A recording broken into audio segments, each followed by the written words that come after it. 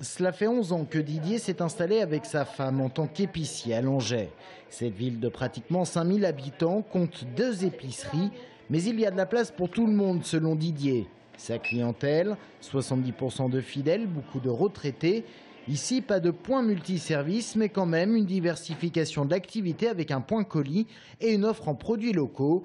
Des produits qui restent plus chers qu'en grande surface, tout simplement parce que le prix d'un produit acheté par cet épicier avoisine celui de la grande surface. On ne peut pas afficher un produit au même prix que la grande surface, sinon on le vendra à perte. Donc là-dessus, sur ce prix-là, on est obligé d'y rajouter donc, nous, la TVA plus nos charges.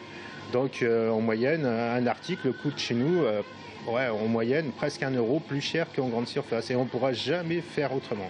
Et d'ailleurs, les clients ne s'y trompent pas. Grande surface contre commerce de proximité, désormais c'est la complémentarité. Ah ben non, mais je vais à la grande surface aussi parfois, mais la petite surface, c'est quand même pratique. Ouais.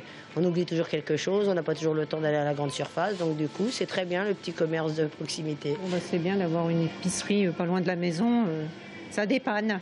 Dépannage et proximité, voilà ce qui sauve encore les petits commerces. En ville, on assiste d'ailleurs à un retour du commerce de proximité, mais derrière, il y a les grandes enseignes au détriment du boucher, du fromager ou encore du cordonnier. Et dans les quartiers périphériques des grandes villes, c'est même leur mort annoncée. Exemple à Beaujardin, un quartier de Tours. Samedi après-midi, seule une boulangerie est ouverte. Les autres commerces sont fermés pour l'après-midi ou pour la vie. En 12 ans, la boulangère a vu le quartier perdre 2 boucheries, une pizzeria et des cafés. Si vous voulez, le quartier a changé de raison. Avant, on avait des anciens. Maintenant, c'est une population un peu plus jeune. Donc, le fait est que bon, les jeunes ne sont pas assidus à leur commerce de proximité.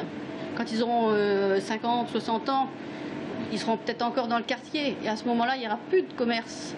Donc, s'ils ne peuvent plus marcher, s'il faut qu'ils fassent 1 kilomètre ou 2 pour aller chercher leur baguette, là, le problème, c'est qu'ils ne pourront pas. Sa clientèle aujourd'hui, des retraités et les 40-50 ans. Son chiffre d'affaires en baisse de 20 à 30% depuis 2 ou 3 ans.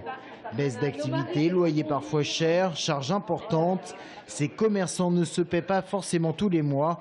Quant à la charge de travail, elle est importante, plus de 70 heures par semaine.